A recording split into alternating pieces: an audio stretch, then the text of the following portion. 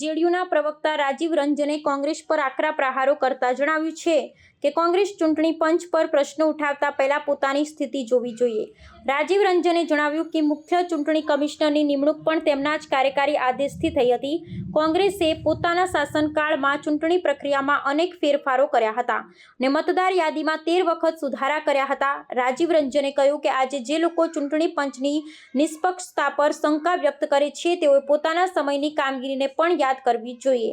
કોંગ્રેસના શાસન દરમિયાન ચૂંટણી પ્રક્રિયામાં વારંવાર ફેરફારો થયા હતા અને મતદાર યાદીમાં પણ અનેક વખત સુધારા કરવામાં આવ્યા હતા. તેથી આજે જે લોકો ચૂંટણી પંચ પર શોર મચાવે છે તેઓએ પોતાની ભૂલોને પણ સ્વીકારી લેવી જોઈએ.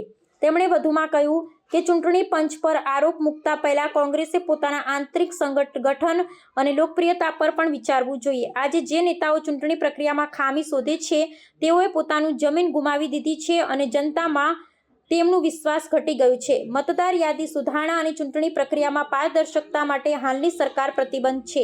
રાજીવ રંજને સ્પષ્ટ રીતે જણાવ્યું કે કોંગ્રેસ અને તેના સમર્થકો માત્ર રાજકીય લાભ માટે ચૂંટણી પંચ પર આરોપ લગાવે છે, પરંતુ ચૂંટણી પંચની સ્વતંત્રતા અને નિષ્પક્ષતા પર કોઈ પ્રશ્ન ઉઠાવવાનો અર્થ નથી.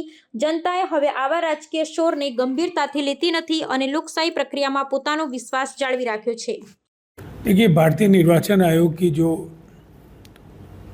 आज की स्थिति है, कांग्रेस सवाल खड़े करने के पहले अपने गिरेबा में क्यों नहीं झांकती है कि उस समय तो उनके एग्जीक्यूटिव ऑर्डर्स से चीफ इलेक्शन कमिश्नर और इलेक्शन कमिश्नर्स की नियुक्तियां होती थी. अब देश में बाजाबता एक पारदर्शी कानून है और उस कानून के अंतर्गत जो प्रावधान है उस पर चर्चा होती है बाजाबता. जो समिति की बैठक में सदस्य उपस्थित होते हैं और उसके बाद ये फैसले लिए जाते हैं.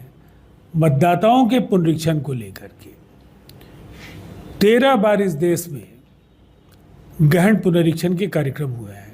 2003 में 31 दिनों में हुआ.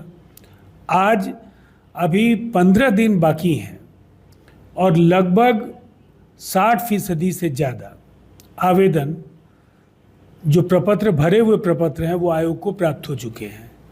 तो फिर ये समय सीमा के पहले पूरा होगा. ये कोहराम मचाने वाले लोग वही हैं जिनकी ज़मीन खिसक गई है और उनकी वापसी नहीं होने जा रही है.